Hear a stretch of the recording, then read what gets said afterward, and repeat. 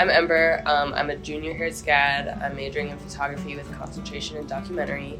I originally got introduced to photography in yearbook in high school. I was actually in the yearbook homeroom, and so it was the first classroom I walked into my high school. And then as the first semester went on, I was like, oh wait, this is actually pretty cool. So that's when I started taking photos. Obviously, they're more documentary style. And then the second semester of my senior year, I took my high school's photography class where we were in the darkroom, and then obviously that got cut off with COVID. And so I never thought that it was going to be the number one thing that I did. So when I came into SCAD, I actually only had it as my minor.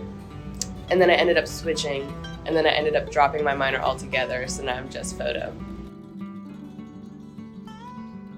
I started digital, and then I just never felt, I got really bad imposter syndrome, to be honest. And so when I first started taking film, there was so much more involved. So scanning the film, originally I started with color film, so you just get it developed and then you go and scan it. And so that was really nice. And I just felt more gratified.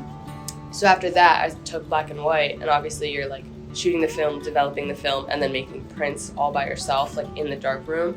And just that handcrafted process was so gratifying and important to me. And just felt so special, because this was truly a labor of love, rather than, and this isn't to discredit anybody who chooses to work digitally, because I'm not that good at it, and I respect anybody who is really good at it. But for me, just doing something so time consuming and getting to sit and stay with your work for an extended period of time is really important for me, especially with slowing down. And I've just found more enjoyable things about the process with film, taking an hour to edit out all the dust specks with your scans. That is just, there's just something special and quiet about it, which I think is also what I like to photograph with my work, quiet moments. So getting to have that quiet post-processing was also really special to me, and felt like it tied the process up nicely. So last quarter I did black and white, 35 millimeter, and I did a whole project about broken down, abandoned, forgotten about details. And I really, really love that, and that's kind of transitioning into stuff I like to shoot still. But a current project that I'm working on that I find really interesting is that I started boxing. I wanted to combine both this sport that I've just kind of fallen in love with and my photography. And so I started photographing someone at my gym who wants to become a professional boxer. He wants to go in the UFC, well, MMA for the UFC. But yeah, I just started photographing him, and it's kind of evolved into a whole project of documenting his journey in the gym, out of the gym, when or whenever he doesn't have or has fights. Just kind of putting that all together in a way that's more my style and not sports photography. It's more documentary.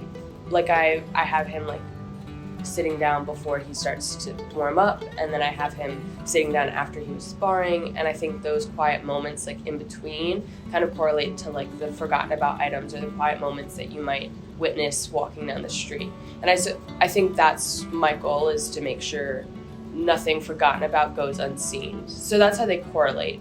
How they are different though is a completely different, when I'm walking on the street, the dumpster's gotta be still.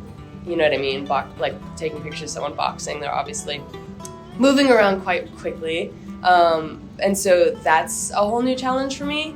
But my end goal with photography is to kind of combine the two. My dream job after college would definitely be a tour photographer. I would love to just be with an artist that I admire, and be able to make, the idea of putting music into a picture that represents so much, I think is so cool, and just combining two art forms like that I think is important, and it would be a lifetime goal for me, because I just love music so much and I love photo so much.